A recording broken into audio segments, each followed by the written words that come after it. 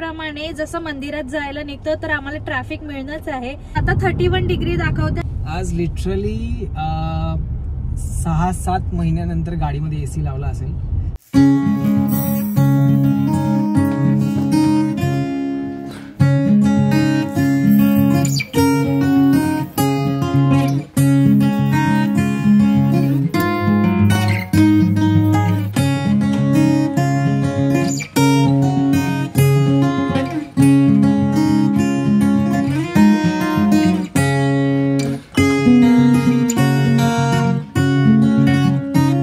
Hello मित्रांनो, welcome back to a channel. हा प्रवास तुझा माझा फ्रॉम इंडिया टू कॅनडा। तुमच्या सगळ्यांचं खूप खूप स्वागत आहे पुन्हा एकदा आमच्या यूट्यूब चॅनलवर। आय होप तुम्ही सगळे मजेत आहात। आम्ही एकदम मस्त आणि मजेत आहोत। तर आज आहे अक्षय तृतीया, म्हणजेच वर्षभरातील सगळ्यात शुभ आणि पवित्र दिवस। अक्षय म्हणजेच कधी न संपणारा, म्हणूनच असे म्हटले जाते की अक्षय तृतीया ही अशी तिथी आहे ज्यामध्ये सौभाग्य आणि सुख परिणामांचा कधीही क्षय होत नाही। या दिवशी केलेले कार्य मनुष्याच्या जीवनात कधीही न संपणारे आणि शुभ फल देणारे असते। म्हणूनच असे म्हटले जाते की या दिवशी एखादी व्यक्ती जिंकल्यानंतरही चांगले कर्म आणि दान करते, त्याचे शुभ परिणाम मोठ्या प्रमाणात मिळतात आणि शुभ परिणामांचा प्रभाव कधीही संपत नाही, कारण की तो अक्षय असतो। आणि आपण सगळे भारतीय हा दिवस मोठ्या उत्साहाने साजरा करतो।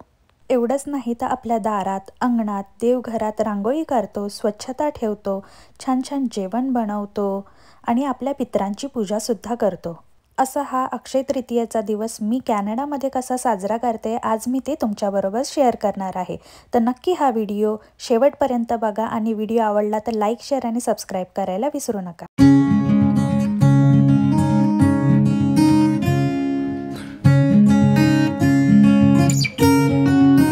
आणखीन एक सांगायचं तर मित्रांनो, अक्षय तृतीयेच्या दिवशी आई अन्नपूर्णेतेचीही पूजा केली जाते आणि भंडारदरा म्हणजेच आपण जिथे धनधान्य आपलं साठवून ठेवतो त्याच्यात भरभराट व्हावी असं वरदान मागितलं जातं। अन्नपूर्णेतेच्या पूजेने स्वयंपाकघर आणि जेवणाची चवसुद्धा वाढते, म्हणून तुम्हीही ही पूजा नक्कीच करा। बघायला गेलं तर आजच्या दिवशी दही भात, पुरणपोळी, आमरस असे वेगवेगळे पदार्थ सगळीकडे बनवल्या जातात। तर आज मी जेवणामध्ये काहीतरी स्पेशल आणि खूप छान पदार्थ बनवणार आहे आणि ही पूर्ण मी थाली तुमच्याबरोबर लवकरच शेअर करणार आहे। तर त्याची सुरुवात मी सकाळपासून केली आणि आता मी सगळ्या वस्तूंचं प्रिपरेशन करून ठेवते, जेणेकरून जेव्हा जेवण बनवायला सुरू करेन त्यावेळेस काहीच अडचण होणार नाही आणि माझं सगळं जेवण पटकन रेडी होऊन जाईल। तर ते काय काय बनवते आणि कसं बनवणार आहे हे सगळं मी तुमच्याबरोबर शेअर करतेच। इथे मी दालवडे बनवण्यासाठी डाळ भिजत ठेवलेली होती आणि ती छान अशी सोक झालेली आहे। तर आता मी याला मिक्सर ग्राइंडरमध्ये ग्राइंड करते आणि याच्यातच मी मिरची, आलं, लसूण, थोडंसं जिरं सगळं ॲड करून बारीक करून घेतलेलं आहे आणि हे एकदम बारीक न वाटता थोडंसं दरदरीत वाटून घेतलेलं आहे, जेणेकरून आपल्या वड्यांना छान अशी चव येईल। बाहेर जेव्हा कधी इंडियाला जेवायला जातो तेव्हा मसाले भात खायची इच्छा खूप होते आणि आपण आवडीने मसाले भात ऑर्डर करतो। तर आज मीही विचार केला की चला मी पण मसाले भात बनवते आजच्या मेन्यूमध्ये। तर इथे मी त्याचीच तयारी करत आहे। तर इथे भाज्या घेतलेल्या आहेत कट करून, कॅप्सिकम, कांदा, टोमॅटो, फ्रोझन पीस घेतलेले आहेत, रेड कॅप्सिकम पण घेतले आणि त्याच्यानंतर गाजर कट करून घेतले। या सगळ्या भाज्या मी छानपैकी अशा सॉते करून घेते आणि इथे जसं तुम्ही बघू शकता मी कढीची तयारी सुद्धा केलेली आहे इथे। हॅलो मित्रांनो, जसं की तुम्हाला माहिती आहे आज आहे अक्षय तृतीया। तर अक्षय तृतीयेच्या दिवशी मी स्पेशल थाली बनवते। सो त्याच्यासाठी खूप काही पदार्थ बनवते, जसं की तुम्ही बघितलं की मी तयारी पण करत होते काय काय वस्तू बनवायची। तर तुम्हाला एकदा डिटेलमध्ये सांगते की आज आपल्या थालीमध्ये काय काय असणार आहे। तर आज जसं की तुम्ही बघितलं आज आपण मसाले भात पण बनवलेला आहे, कढी बनवलेली आहे, छोलेची भाजी आता मी बनवतेय आणि त्याच्या व्यतिरिक्त आपण वडे बनवणार आहोत, पापड असणार आहे, अजून एक स्पेशल पदार्थ असणार आहे म्हणजे आज मी आहे ना वटाणा आणि बटाटा त्याचं मिक्स अशी पुरी बनवणार आहे। तर ती मी तुमच्याबरोबर रेसिपी शेअर करणारच आहे। तर त्याचं सगळं प्रिपरेशन मी आतापर्यंत करत होते आणि काही काही छोट्या छोट्या गोष्टी तुमच्याबरोबर आता शेअर पण केल्या की मी सगळ्यात आधी सुरुवात केली, घर स्वच्छ केलं, देवपूजा करून घेतली आणि त्याच्यानंतर आता मी देवाला नैवेद्य बनवते. सो त्याच्यासाठी खूप सारे पदार्थ बनवते जसं की तुम्हाला सांगितलंय. तर चला आता पुढे पण अजून आपली तयारी बाकी आहे, अजून आपलं जेवण झालेलं नाहीये, तर जेवण पूर्ण बनवून घेऊया. इथे आपली कढी रेडी झालेली आहे आणि इथे मी बनवला आहे मसाले भात. त्याच्यानंतर आता इथे छोलेची भाजी बनते. तर हे जे बॅटर आहे ते आपले वडे बनवण्यासाठी आहे. सो हे बॅटर रेडी झालंय. जेव्हा आपण पुढे वडे बनवू तेव्हा मी तुम्हाला पुढची प्रोसेस समजावून सांगते. आणि जसं तुम्ही बघितलं मी वटाणे भाजून घेतले होते, ते माझ्याकडे फ्रोझन होते, तर मी त्याला भाजून घेतलेलं आहे व्यवस्थित पाणी सुकेपर्यंत. आणि त्याच्यात मिरची, आलं, लसूण, जिरं आणि हे वटाणे एकत्र पेस्ट करून घेतलेली आहे. आता याच्यात माझ्याकडे उकडलेले बटाटे सुद्धा आहेत, ते आपण करून घेऊया. आणि ह्याचा आपला पूर्ण बॅटर रेडी झाल्यावर आपण याच्या पुऱ्या बनवून घेणार आहोत. इथे माझे बटाटे पण उकडून सोलून ठेवलेले आहेत मी. आणि आता आपण पुऱ्यांसाठी हे एकत्र मिक्स करून घेऊया. काही स्पाइसेस वगैरे जे ऍड करायचे असतील ते तुम्हाला सांगते मी, आणि मग आपण ह्याच्या पुऱ्या पण करून घेऊया. अजून आपलं संपलेलं नाहीये. तर बघा इथे मी बदाम भिजत घातले होते काही रात्री, तर आता आज आपण ह्याचं बदाम शेक करणार आहोत. तर इथे मी केसर पण भिजत घातलेलं, तर तेही छान भिजलेलं आहे. तर याचं थंडगार असं बदाम शेक बनवणार आहोत आज. जसं की तुम्ही बघितलं आपली बऱ्यापैकी तयारी झालेली आहे आणि आता वाजले आहेत 12:30. तर अजूनही आपल्याकडे पूर्ण दिवस आहे आणि माझं अर्ध जेवण झालेलं आहे आणि भरपूर तयारी पण झालेली आहे जेवणाची. आता फक्त तळणाचं काम बाकी. एकदा तेल तापलं की आपण पटकन त्याच्यात पुऱ्या पण करून घेऊया, वडे पण करून घेऊया आणि पापड पण तळून घेऊया. तर ही सगळी कामं एकत्र होऊन जातील. आणि सगळ्यात शेवटी मी बनवणार आहे बदाम शेक. सो ते सगळ्यात शेवटी बनवेल आणि फ्रीज मध्ये थोड्या वेळासाठी गार व्हायला ठेवेल. तर चला बाकीची तयारी पण करून घेते आणि मग तुम्हाला भेटते. जसं की मित्रांनो तुम्हाला माहितीये अक्षय तृतीयेच्या दिवशी कोणतीही नवीन वस्तू घेणं, जसं सोनं, चांदी किंवा एखादं भांडं घेणं खूप शुभ असतं. त्यासाठीच आपणही जाणार आहोत. सोनं तर किंवा चांदी तर घ्यायला नाही जाणार आहे, खूप महाग आहे, पण काहीतरी जाऊ, थोडीफार शॉपिंग करू, किचनसाठी काहीतरी छान वस्तू घेऊया. आणि त्याच्या व्यतिरिक्त आपण जाणार आहोत मंदिरात देवाच्या दर्शनासाठी. तर हे सगळं मी तुमच्या बरोबर शेअर करणार आहे, तर ही व्हिडिओ शेवटपर्यंत बघत राहा. आणि आता मी थोडा ब्रेक घेतलेला आहे, कारण की आता मी सगळ्यात आधी आरवचं आवरून घेते आणि त्याच्यानंतर पुन्हा जेवणाला सुरू करेन. या ठिकाणी आता वडे बनवण्यासाठी मी याच्यात बारीक चिरलेला कांदा, खूप सारी कोथिंबीर, थोडासा ओवा क्रश करून टाकलेला आहे आणि चवीनुसार मीठ घातलेलं आहे.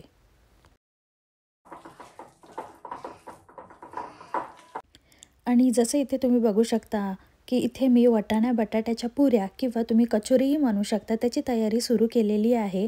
आणि त्याच्यासाठी जे मी उकडलेले आणि थंड झालेले बटाटे होते हे याच्यात आता मिक्स करून घेते. आणि ह्याच्यामध्ये फक्त मी चाट मसाला ॲड करणार आहे आणि थोडंफार जिरं पावडर आणि मीठ ॲड केलेलं आहे, कारण की आपण याच्या आधी याच्यात मिरची, आलं, लसूण पण वाटून घेतले आहे, तर त्याचीच चव याच्यात खूप छान लागते. तर म्हणून मी याच्यात जास्त स्पाइसेस ॲड केलेले नाही आहेत आणि या बॅटरला छान व्यवस्थित मिक्स करून घेतले.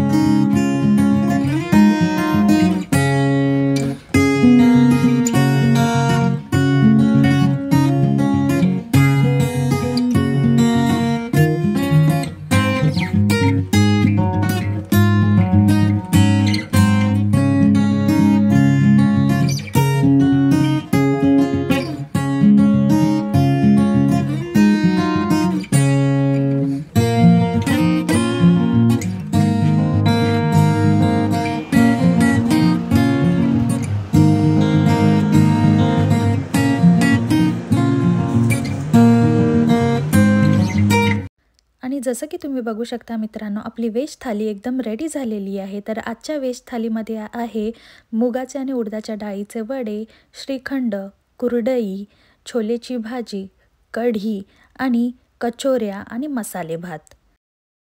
तर आता सगळ्यात आधी मी देवाला नैवेद्य दाखवून देते आणि आपली स्पेशल थाली पण रेडी आहे. तर मित्रांनो तुम्ही पण या अक्षय तृतीयेची ही थाली एन्जॉय करायला.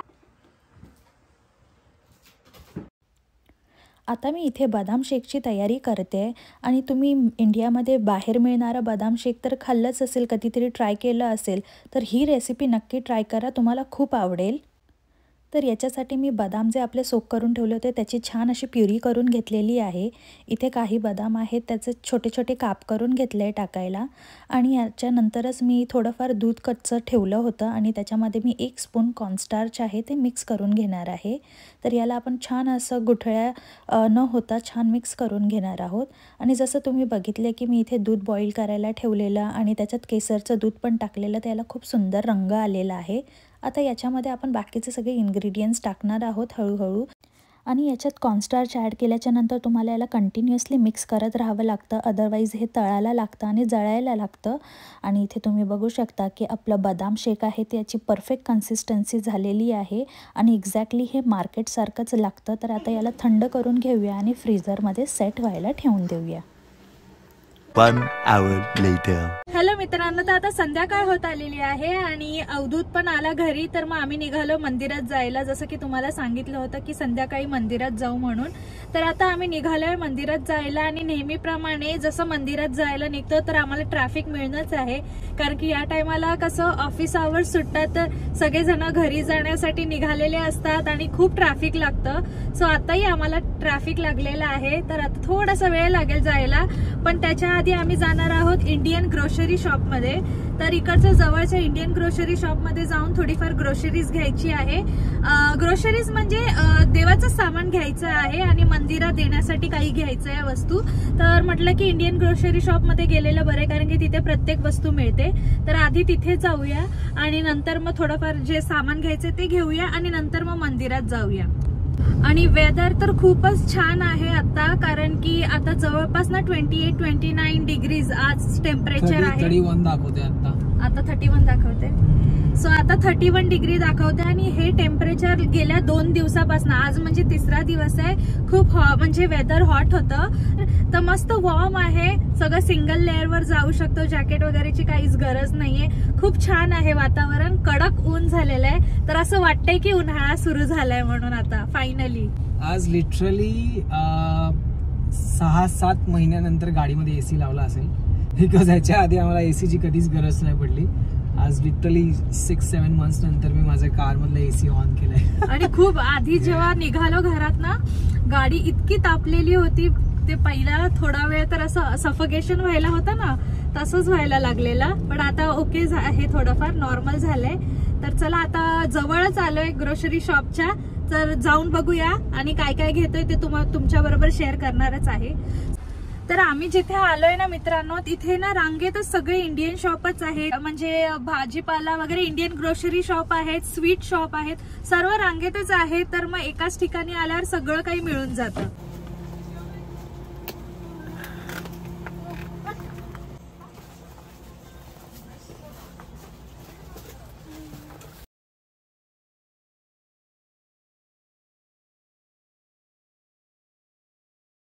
तर मित्रांनो, निघालोय आपण ग्रोसरी शॉप मधनं, सगळी शॉपिंग करून झाले आहे. खूप काही काही घेतले, घरच्यासाठी पण घेतलंय, ते घरी गेल्यावर तुम्हाला दाखवेनच. आणि आता निघालोय मंदिरात जायला. तर इथून मंदिराला जायला 15 ते 20 मिनिटं लागतील आणि मग जवळपास पोहोचू आपण 5:30 वाजता, कारण की आता वाजले 5:15. सो थोडा वेळच लागला. आणि हापूस आंबे पण मिळाले आम्हाला पुन्हा तिथे, तर आम्ही येताना पुन्हा 1 बॉक्स घेऊन आलोय आता. सो आणि थोड्याफार इंडियन भाज्या आहेत ना, तोंडली, गवार, हे इंडियन ग्रोसरी शॉप मध्येच मिळते आणि स्पेशली या सीझन मध्ये मिळतेच उन्हाळ्याच्या दिवसात. तर म्हटलं की आता आलोय तर त्या पण घेऊया, कारण की त्या कधीतरीच मिळतात भाज्या. तर त्या पण घेतल्या, तर घरी गेल्यावर तुम्हाला नक्कीच दाखवेन. तर चला आता मंदिरात जाऊया.